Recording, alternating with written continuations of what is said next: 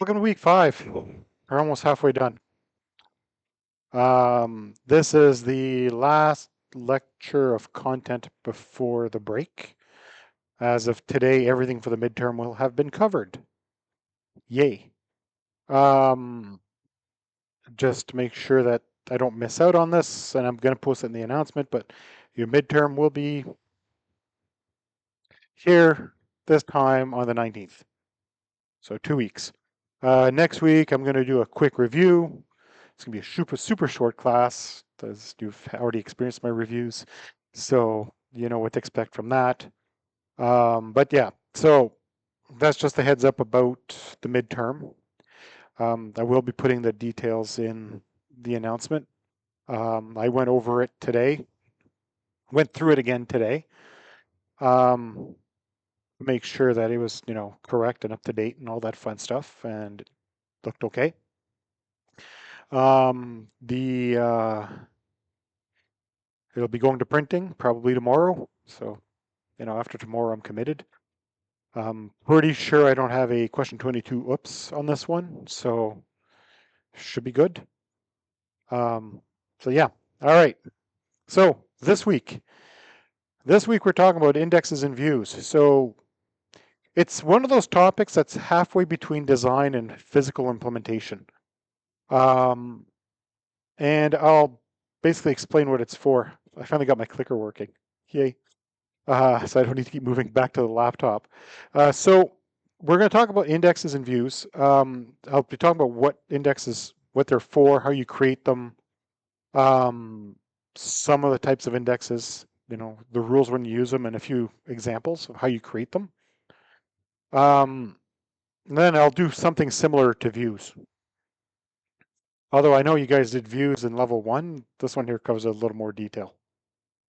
Okay, so what is an index? An index is a data structure that can, notice it doesn't say will. Oh, the screen's not on. I'm clicking and the screen's not on. Somebody needs to say something. The good news is the recording has the first 3 slides. There wasn't actually really anything in the first 3 slides.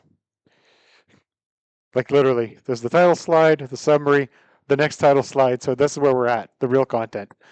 Okay, so what's an index? It's a data structure that can increase the efficiency of a database. You will notice it doesn't say it will improve or will increase, it can increase. By the same token, indexes can make it slower if you don't do it right. So indexes aren't required. A database can happily exist without them, but query response times can make a significant difference. If you want an analogy of a real world analogy, so let's say you have a textbook. Remember textbooks? The paper books that you used in school, not these stupid digital copies that are completely useless. When you had a certain topic and you couldn't remember what page it was on, so you'd look in the index at the back of the textbook to find, oh, the topic on, this is on page 55. So then you could go to page 55 and just search through page 55 instead of, page 1, page 2 until you find it. That's what an index in a database does. It gives the database engine a quick lookup of where things are in a table, literally on the disk, so it can retrieve them and read them. That's actually why they're called indexes, because they took the concept of indexes in a book and applied it to computers and called it the same thing so people would understand what they're for. Now, indexes are invisible to the end user. They cannot see it. When you create an index, unless you go looking for it, you also cannot see it. It's invisible. It exists, and there's ways of extracting them, and that's why you use database tools like DataGrip or MySQL Workbench or whatever. Use those tools to access the underlying structure, and that way you can find the indexes. Otherwise, it's a little painful to find. All right, so when you create a primary key, it gets indexed automatically every single time. No questions asked. That one's a gimme. That's a freebie. It does it for you. When you create foreign keys, they're not indexed by default. So you have a foreign key in a table that references another. That field is not indexed by default.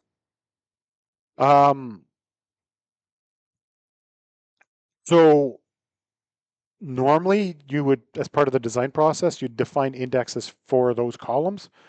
To give you guys an idea of the difference that can make in performance, at my old job, I had a database that had a lot of foreign keys, let's say, on a specific table. It was the product configuration system for, so when we sold a piece of software, the person could actually opt in, have certain things turned on and off. And whenever we generated the encrypted license files, it would hit the database asking what features does this person have, and it would build the feature list to shove into the encrypted license file. And one day, I started getting complaints from the field that generating license files was getting slower and slower. Like instead of being like half a second, it was now up to 5 seconds a license file. And they're like, it's getting kind of slow. Do you think 5 seconds is not a lot? But as far as computers concerned, when say a month earlier was half a second, it's a major increase in time. And then I ran some query analyzers against it, and I realized that one of the foreign keys wasn't indexed. I just forgot to index it when I created the database like 10 years earlier. I indexed it, and the retrieval went from 5 seconds down to a tenth of a second. Like it was even faster than it was when it was behaving well. So yeah, so that's an index on a foreign key. That's why you want them. Secondary indexes, they're usually used on commonly queried columns.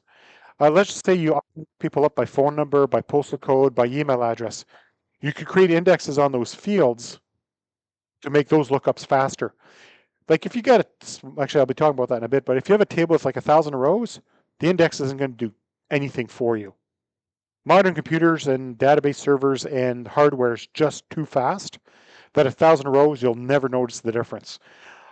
On 1,000,000 rows, 10 million rows, you will see huge difference. I started seeing performance jumps usually after a couple 100,000 rows is when I start seeing the big jumps. But you just want to plan for it, assuming it's going to get big at some point. Indexes can be unique or non-unique. So a unique index is like your primary key. The value is allowed to go in only once. An index on a postal code would be non-unique because people can have more than one postal code.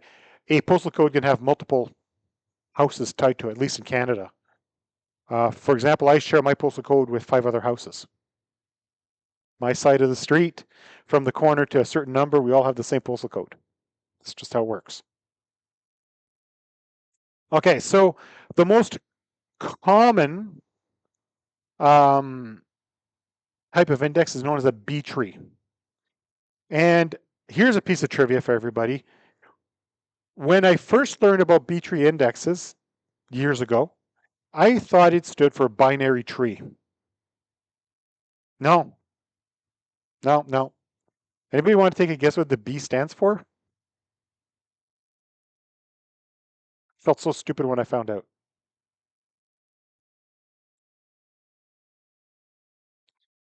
Best tree.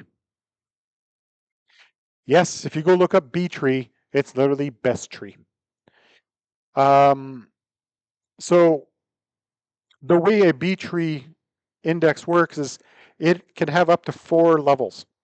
So 4 levels, and it will take each of the values and divide them. And it's not that it divides each level in 2, it divides it into an applicable number based on how many records are in your database. So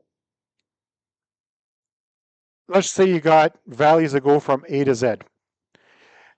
At the first level, it'll probably divide, if you have a fairly low amount of rows, the first level might be A to M, and the first branch will be A to M, second branch will be N to Z. After that, that one will divide that one in half again. So it'll be like A to F, G to M. But if it just so happens that there's more on 1 or 2, it might actually just be A to C and then D to whatever, depending on just how much data is in each of the piles. And then, so on and so forth up to 4 levels. Excuse me. So it sounds, it is actually fairly straightforward logistically how it works. It's the same idea of when you play the guessing game, guess a number between 1 and 10. And you're going to literally, you're going to pick a number and the other person will say higher or lower. And then you take that and you divide it in half. And you divide it in half and you will always guess within 4. That's how the indexes work, is it subdivides so that in the end it says, hey, by the way, what you're looking for is in this block of records. Go look here for this data. Okay, so who chooses which indexes to use? The query planner decides which index to use. Now, this is from MySQL and MariaDB. In other database servers, such as Oracle, Microsoft SQL Server, and I think Postgres, you can actually tell it, use this index. You can optimize your query by telling it, by the way, I want you to use this index. MySQL, not so much. Putting it out there. So the query planner looks at which columns are being used in the where and the join clauses. It looks at the query, looks at what's in those clauses, and it goes, okay, now these are the tables involved. Let's go see what indexes exist. And it matches index to columns. If it can't find a good match or it gets confused, because it can get confused if you have too many indexes, it defaults to no index and does a table scan. Now, to explain what a table scan is, it's fairly straightforward. It reads it from row 1 to row n, one row at a time. It reads the entire table and then matches that way. Row 1, does it match the criteria? Row 2, does it match the criteria? Row 3, does it match the criteria? Like I said, if you had 1,000 rows, database server will chew through that in milliseconds. If you got a couple of million rows, it's going to take a while, especially if you have joins where it's pulling from another table with millions of rows. So this is where you have to be careful with when you create indexes. If you have too many indexes, bad things happen. All right, a few rules for using indexes. You want to use them on larger tables, as I said. There's no point on really small tables. There's no performance gain.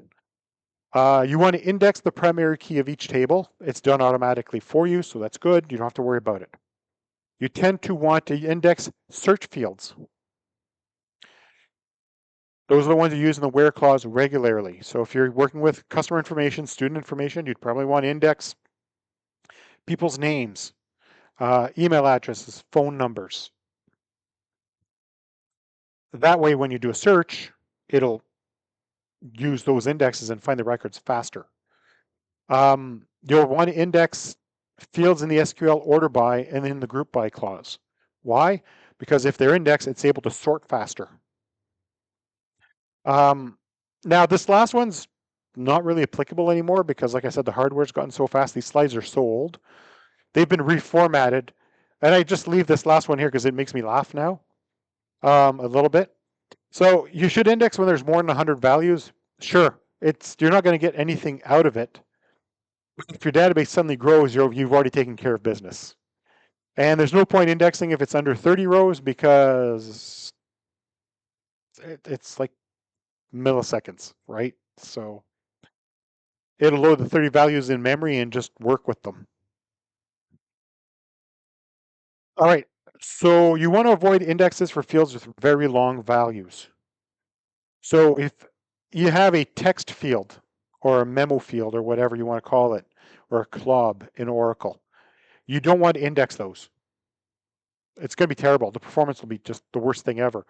Normally, you want to use them for varchar fields with under 100 characters.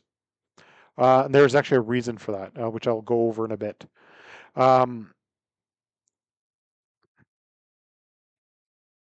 If the key is to index is used to determine location of record, try to use surrogate keys because it'll make sure that the data gets spread more evenly in the index, right? Because if it's a number, the computer knows to go and divide it up properly.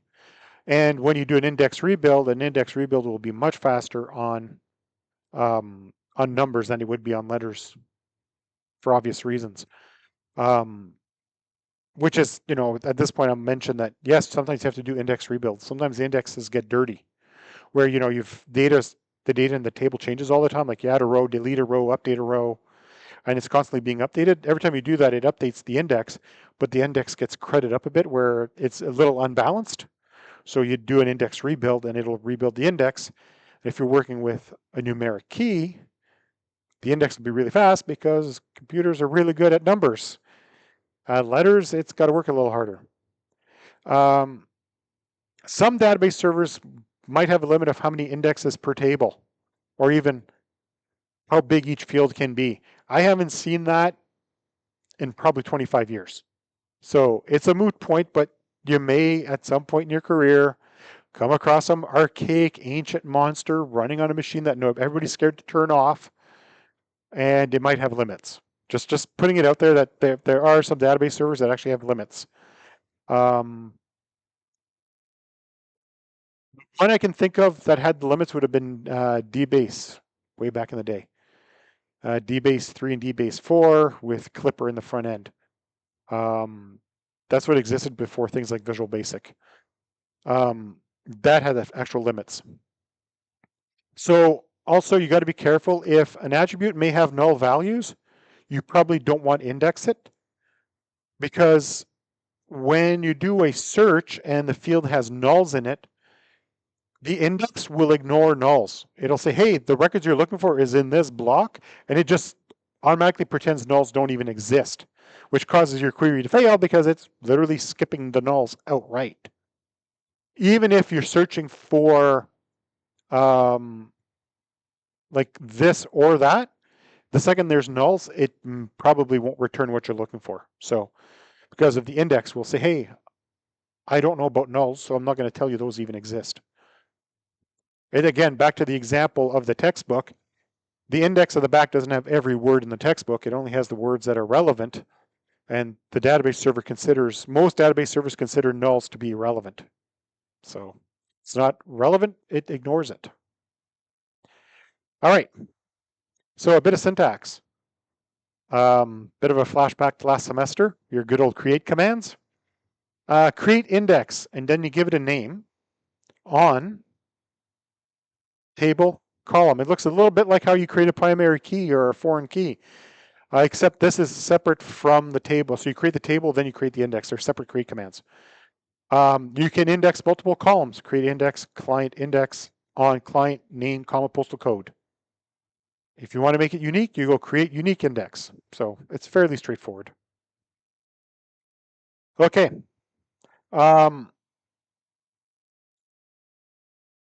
Indexes can have some interesting side effects. So here's an example. It's an index on a table called person. We're indexing age and city. This index will help on the first query where you're searching in the where clause both the age and the city, but they will not help in the second one because the index is built on two columns, and if you're not referencing both columns in the query, it will say, I don't have a valid index. It will skip it, and it will use no index. So when it's trying to decide which index to use, the database server will look at everything that's in your where clause, in this case, right? And go, do I have an index that matches all of these? No. Okay, do I have an index that matches some of these? Then let's say you have an index that matches 2 of the 3. It'll use that index. But if you have an index that's for 2 columns, but you're only querying 1, it goes, I don't have an index that can fulfill this purpose. Therefore, it just doesn't use one. It does a table scan. So you just have to be careful because of how it behaves. Also, indexes will improve the performance of a range query. So if you go age greater than 25 and age less than 28, or you do age between 25 and 28, the index will make that happen much faster because it knows what range to look in, and it'll retrieve that block of records for you based on that. Okay. So far I've talked, things you got to take into consideration. Indexes are useful, but there's risks. Indexes are really powerful. They can make a huge difference in your performance. However, there's risks. And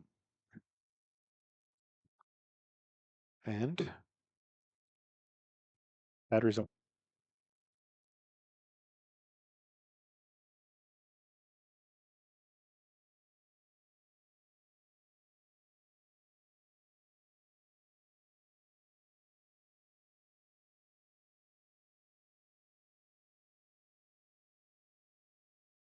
There we go. Okay, so I already described query optimizer confusion where if you have too many indexes to pick from and you can't find a match that's a best fit, it's by default the database server will be conservative and it'll go, hey, I don't really know the best way to do this, so we're going to do it the old-fashioned hard way, table scan, which makes if you have too many options, it's a problem. IO performance hits. Now, a lot of people don't think about IO, at least when you first start developing. IO, input output, reading to from disks. So you have to take into account that every time you insert or update or delete a record, I can't remember exactly the number, series of IO, I'll just list them instead of trying to count them off the top of my head. So you did the insert. After the insert is complete, there's going to be a check, an IO check. Is there any indexes I need to update? Of course, the primary key is going to do it right away, so it's going to do that one. But it's also going to say, are there any more indexes? Yes or no? Oh, yes, there is. Okay, index number 1. Read the values that are going to get indexed. Figure out where they fit. Write it. Make sure it got written. That's 5 calls, right? So for every insert a record, it's going to do 4 to 5 calls to the disk or to the memory disk or whatever for every index you have. Those take time. Yes, the computer is very fast. Fantastic. However, if you have 10 indexes, it's going to be 50 extra IO calls, and it's going to add a little bit of time. Not a lot of time, a little bit of time. But then you're inserting 10,000 rows. That little bit of time is slowly going to go poop, poop, poop because there's a slow delay, right? So it's going to make every insert go slower and slower. Eventually, it's going to flush to disk. It's going to write to the disk. It's going to slow everything down while it continues trying to do this. There's too many indexes can cause performance hits on writes. Because if you indexed, it has to be added to the index. Disk space. Again, modern computer systems, not as much of a concern as it used to be. But indexes take up room on the disk. So if you have a table, and I'm going to exaggerate a little bit just to, bring it home. Let's say you've got a table and you've got 7 indexes on this table. And let's say every row is 1K. All right. And so you got 1K for the row, and then you've got 7 indexes. Let's just say each index entry is 200 bytes. It's possible that your indexes will take up more room than the row. Again, IO, right? More room than the row. And eventually your indexes will actually be bigger than the data you're storing. Good news is indexes don't get preserved during backup. If you restore from a backup, it rebuilds the index. Therefore, you don't have to worry about it taking up room in the backups, but it takes up room physically on the disk. On old computer systems, disks were not that big. You had to be very conservative with what you stored in the index. That's why indexes are actually super efficient for storage, but they still take up room. On modern systems, we have so much more room than we used to because, my laptop's got a terabyte drive. Maybe most of you have terabyte drives, except maybe the Mac users because, Apple knows best. Sorry, I just like picking on the Mac users. 8 gigabytes of RAM is enough, to run your operating system and everything else you need. But it takes up room. Even in a modern data center, most database servers don't have huge disks. They have RAID arrays. So the disks themselves are not massive, but if your database is in the terabytes, your indexes will take up an equivalent amount of space. So let's say your database is 1 terabyte and you have 250 megabytes of data of index, you're occupying 1.25 terabytes. It's, space isn't free. No matter what anybody thinks, space is not free. So those are the three big dangers of indexes. It can cause the queries to go slower because the optimizer gets confused. Too many writes slows everything down, or you run out of disk space, or you have to buy more disk space, and that's just gross. And adding disk space to a database server is not a good time. Just saying, it's not. If it's in a RAID array, it's not bad because you can just slap another drive in the RAID array and expand the array. But if it's literally just a standalone disk that's being mirrored, and you run out of room on your disk, that means you got to install a new disk, copy everything to it, and then bring the database server back up. Not a good time. At work, we just went through an exercise similar to that where we were upgrading the database platform from one version of Oracle to another, but we couldn't do an in-place upgrade, so we literally had to back up all the databases on one server, copy them to the other, and then restore them all. So instead of being, a quick little job, it was like 2 days of downtime because it just took that long to move that many terabytes of data. It's what it is. I mean, I wasn't doing it. It was the guys at SSC that was doing it, but somebody actually lost a weekend on this. But that's why they don't get paid the big bucks. All right, now for views. You guys did a bit of views at level 1, so you have a rough idea. Views are a method to abstract the underlying table structure. You can use them to store complex queries for later. You can use it to hide the structure from front-end developers. Or maybe you can use it to maintain the representation of a database structure when the structure is being modified. So that last one, the first one's fairly straightforward. It's like a bookmark. You got a complicated query, you want to give it a simple name, you don't want to have to type it in every time. You just store the view. You can just call the view, and it's like calling a table. Hiding the structure from the front-end developers. Not as common. Sometimes there was a system when I was working for, who was I working for at the time? HP. No, it was before HP, Compaq. Before HP bought Compaq. One of our divisions was using a system called Remedy.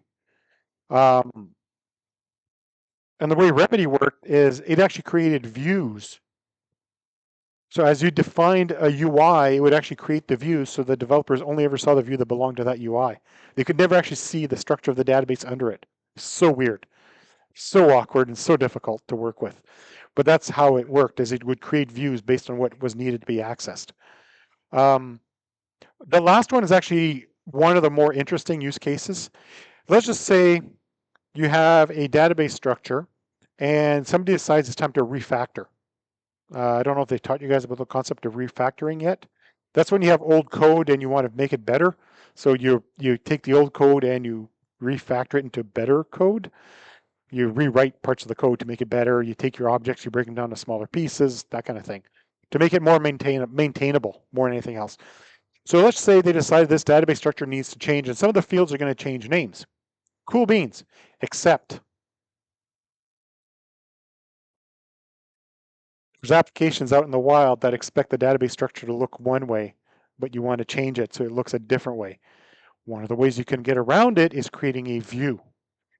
Depending on what database engine you're using, there's different flavors of views for this. Oracle literally has a view for that purpose, where you create a view to literally abstract the table underneath. It will have every field, but you just remap the pieces.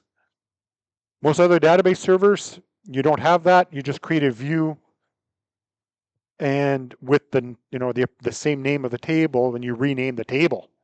So you got the original table called, customers, and then you got you rename that table to customers too, but you created a view called customers with the original structure, and it will do the talking back and forth, the translation.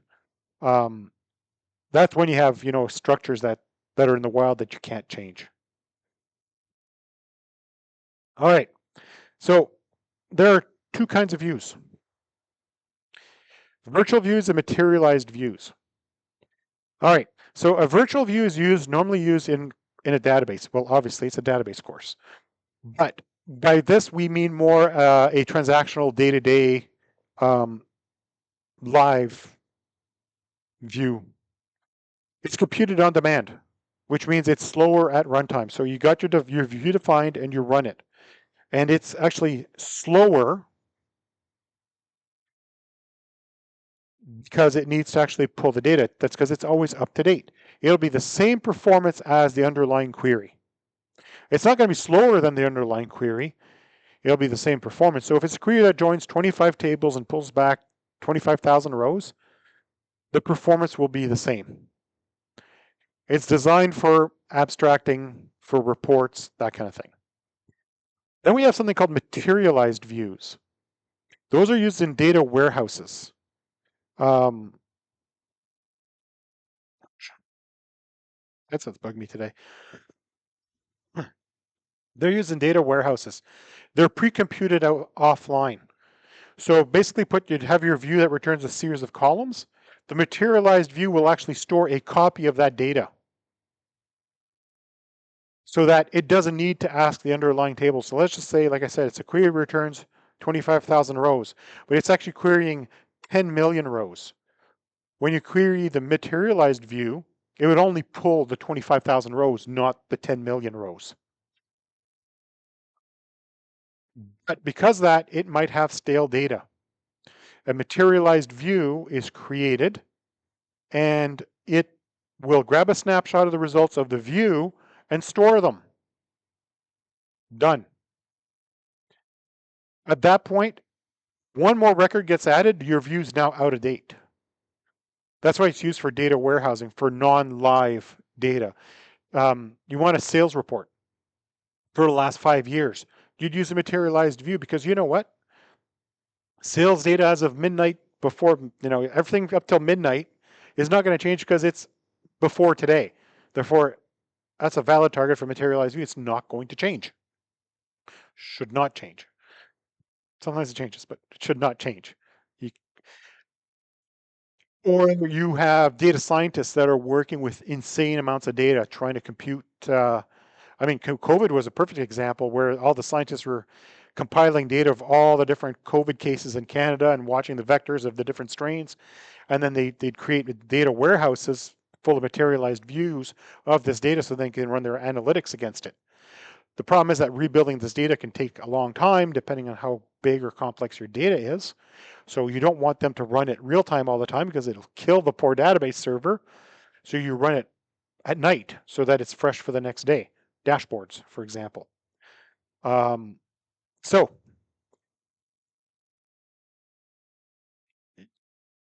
who create views in SQL? Then these are dynamic views, right? So, virtual views, dynamic views is the same thing.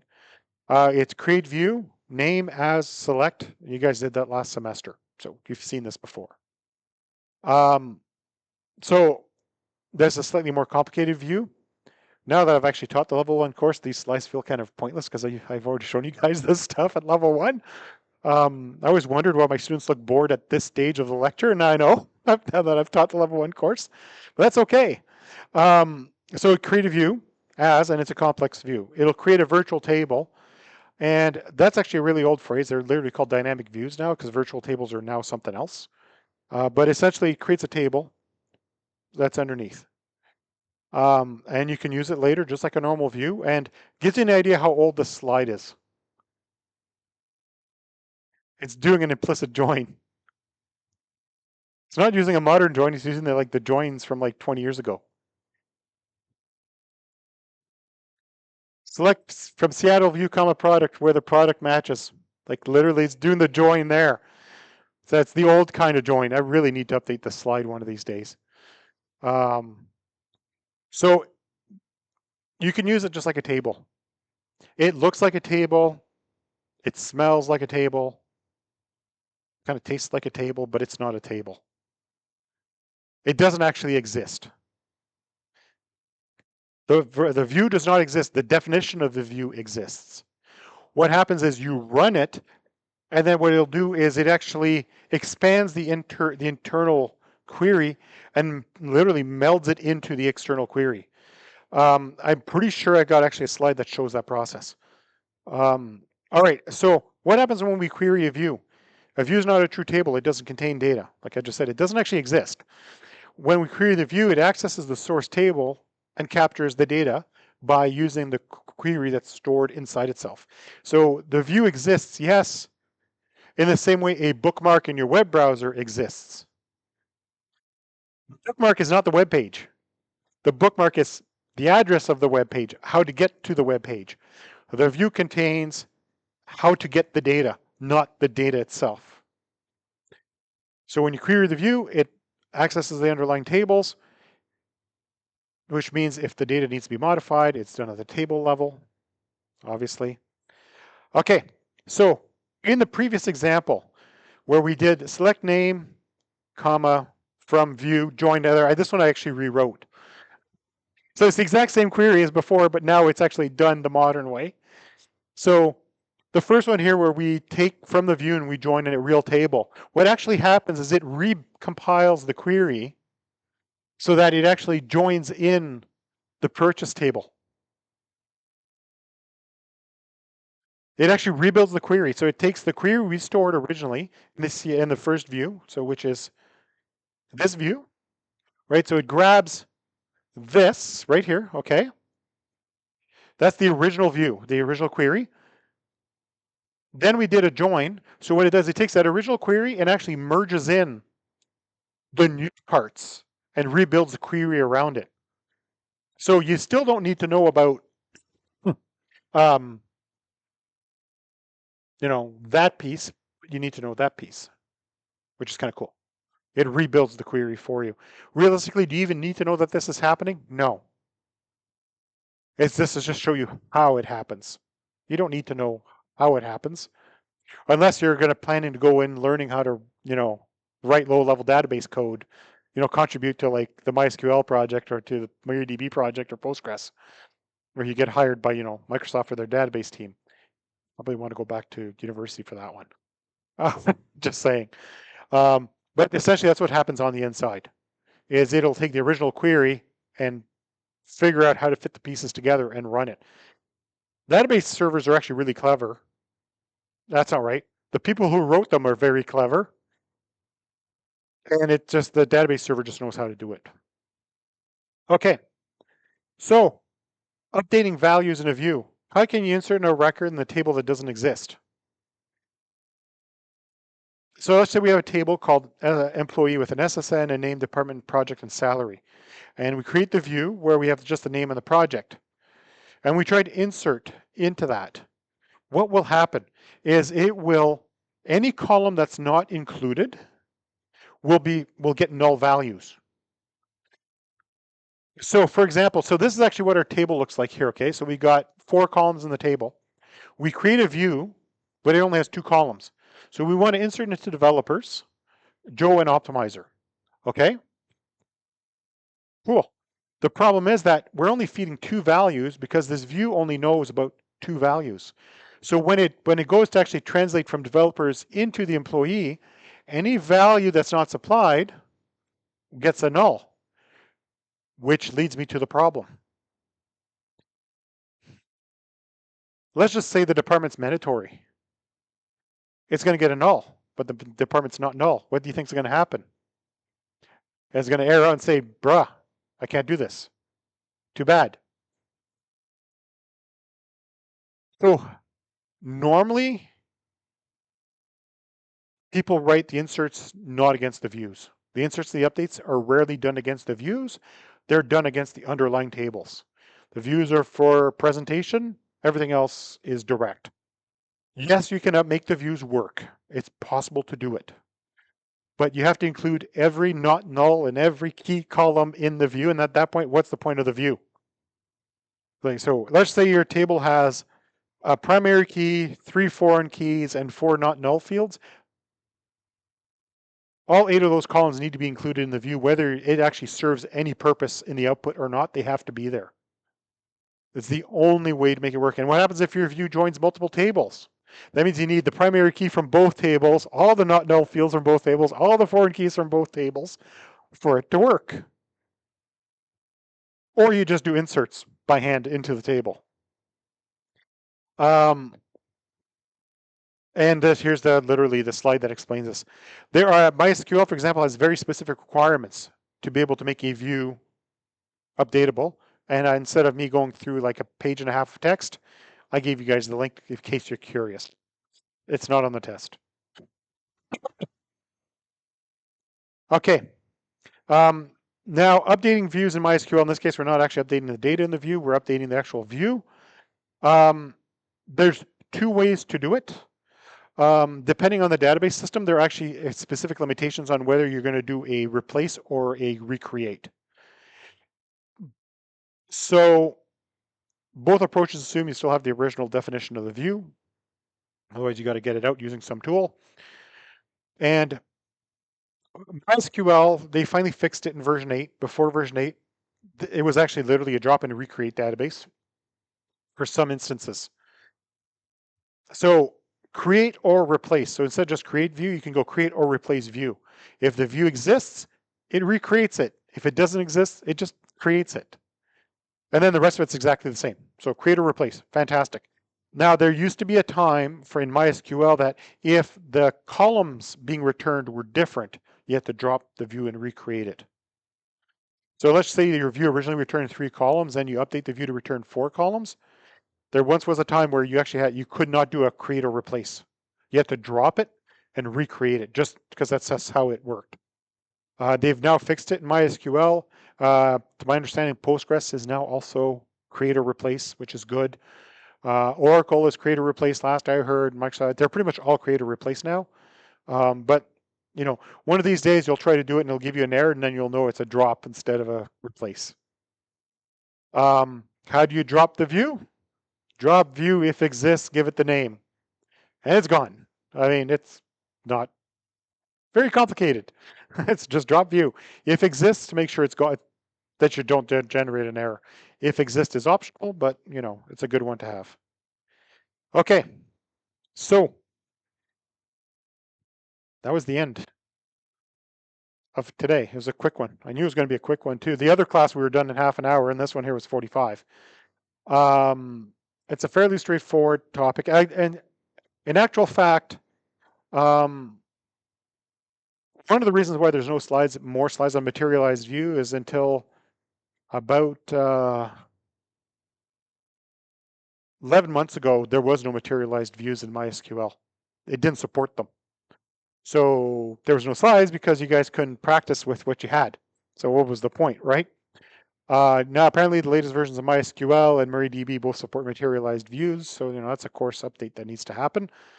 How would you mimic a material? Can anybody think of how you'd mimic a materialized view? So let's go back to think about what a materialized view is. A materialized view is the results of a view that are stored statically.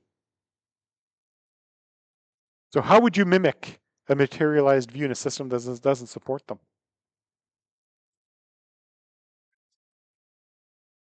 Literally, you'd create a table and you populate the table. And when it was time to, and with materialized view, there's a magic keyword called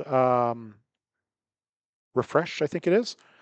I haven't done it in a while, so I don't remember off the top of my head, but refresh, and it refreshes it. For the table view method, here's our friend truncate, which we almost never use. You truncate the table and then just reinsert all the values into it. And that's how you keep a materialized view up to date when you don't have actual materialized views. An actual materialized view, the refresh view, I'm pretty sure the command is refresh view, literally does the exact same thing. It truncates the materialized view and just puts everything back in. So they're essentially the same thing, but not, because one is just the definition plus the data. The other one's an actual table with the data. Honestly, there's advantages to both, and depending what you're doing. Okay, so As I said earlier, next week you are going to get a quick review. Week after is your midterm. For those that came late, yes, you didn't hear this. Um, I'll be posting in the announcement, you know, the time and some of that. But next week I'll be going over the test in a bit more detail. It is going to be on paper. There is no Scantron. I don't have time to wait for Scantron because I'm leaving town at 1 p.m. on Friday for a week. So I have to have all that graded by noon on Friday. Hey? Pardon? I didn't catch that. No, never. I don't believe in open book tests. Because if it's open book, I have to make the test harder. No, really. It's historically, open book tests are usually much more difficult than closed book tests. Because if it's an open book test, I will be asking you syntax questions. Detailed syntax questions, not, hey, here's a command, what do you think this does? It'll be, write the command that does this. Yeah, no, I don't do open book tests. Okay, so outside of that, you guys are free to run. Enjoy your evening. I'll see you guys next week, same time. And next week's going to be a really quick one too, because my reviews are really short. We'll be doing a full holistic review next week in the sense that I'll go right from normalization all the way to a physical diagram. So I'll do a complete start to end example that covers pretty much everything you've done this semester so far in one uninterrupted go.